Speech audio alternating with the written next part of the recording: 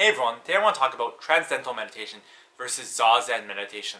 And I was motivated to create this video because it was mentioned in FAQ in Dan Harris's excellent book, 10% Happier. And I thought this would be a relevant video as I've had experience with both Transcendental meditation and Zazen meditation.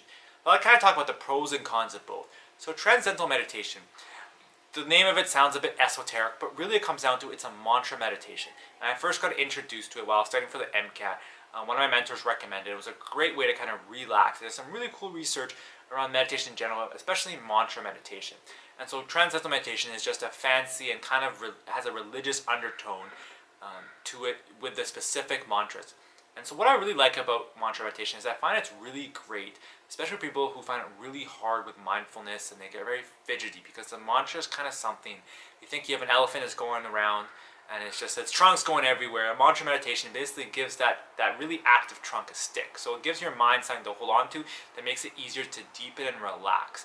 And with the mantra meditation, you tend to meditate from between 12 and 20 minutes about twice a day, which I find worked really well when I was studying for the MCAT and just to kind of break up my day. And with the Transcendental meditation, because when I was at Boston University, I had a really good deal for students, so I actually took the formal course. And I think from a pragmatic point of view, what I liked about the course is there was a lot of built-in accountability. You'd come to the course over 3 days. There were lots of free meditation groups, so you could kind of get back into that group setting, which again, I talked about in my previous video about why you need a meditation teacher. It's great for getting your meditation into an HOV lane. But that's kind of where the pros end, because I think the mantra meditation is great, but with the Transcendental meditation, the whole group is very cultish. If I didn't have that student discount, the price would be egregious to pay for it. There's a lot of really weird and kind of unethical stuff that happens in that organization, and it's a very elitist, where they always talk about how their meditation is the best and you have to learn it officially, and if you don't learn it officially, then mantra meditation doesn't work, which is just wrong, because Dr. Herbert Benson and his pioneering work through the relaxation response show that no matter what the mantra was, whether it was a religious Indian term or whether it was something like relax or peace, had the exact same physiological response to the improvements in the brain function. So Transcendental meditation is a very potent technique, and it's basically mantra meditation. It's a great way for people who are fidgety, but for me personally, I found the whole cultish aspect of Transcendental meditation very off-putting. And so Zazen meditation is kind of the crux of Zen practice, and it's the tool to kind of deal with your ego, etc., and function better, deal with stress better. And it's simply just awareness on the breath for the most part. There's lots of different variations, but that's kind of the most common way of Zazen. And it can be very frustrating, and it can feel like you're not doing it right and very hard, you're very fidgety. But I think one of the crux of Zen, when I go to North Shore Zendo, the Zen master there talks about it's developing this determination and concentration. Because there's this mistaken notion that meditation is this act of clearing the mind, making sure you're really focused. And when you do Transcendental meditation, what I think draws people to it is with the mantra, it's easier to get to those deep relaxation responses. You can kind of crave and fix on those. And that's not really the crux of meditation. The crux of meditation is being with whatever your experience is right now. Whether that's a relaxed experience, whether that's an agitated one, a restless one.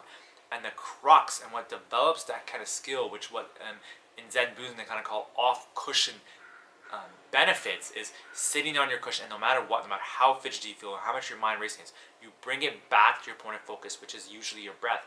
And that resilience and persistence obviously will help you in other aspects of your life. So but at the beginning it can be very difficult. I think it's harder to be consistent with a Transcendental meditation. I think it has a lot steeper learning curve. Whereas the Zazen, you tend to kind of struggle, and then you kind of get into the groove, and it's hard to kind of stick with. So those are the pros and cons of both. But at the end of the day, there's no perfect meditation or the best meditation. Unfortunately, people who are trying to make money selling meditation, they're going to try to promote theirs as the best, which is fair enough. But really, anybody's promoting their stuff as the best really isn't something you want to learn from. You want to learn from someone who's open-minded. Yes, they can say, I think my method has value, I'm a good teacher, but you don't have to say that it's the best, because I think at the end of the day, it's just like a diet or a good exercise program. The best diet or best exercise program is the one you do. Yes, you could find ways to optimize, but you got to do it. So you can figure out what do you think will work best for your schedule. I find with Zazen, really, the longer you go, once you get to around 30 minutes, is when you kind of get the most benefits, or even 30 to 60 minutes. Where Transcendental or mantra meditation can be done really effectively in 10 to 12 minutes as a minimum. So depending on timing, kind of what you're more interested in, what comes more to each of, that's what I would choose. But I wouldn't say there's no best meditation. So I really hope you enjoy this video. It helped you understand the differences between Transcendental or mantra meditation and Zazen meditation, and understand how you can find out more about each. So if you want to find out more about Transcendental meditation, go on their website, tm.org. If you want to find out about Zazen meditation, go find your local Zen center. So I really hope you enjoyed this video. If you did, please give it a big thumbs up, and make sure to subscribe for more awesome videos.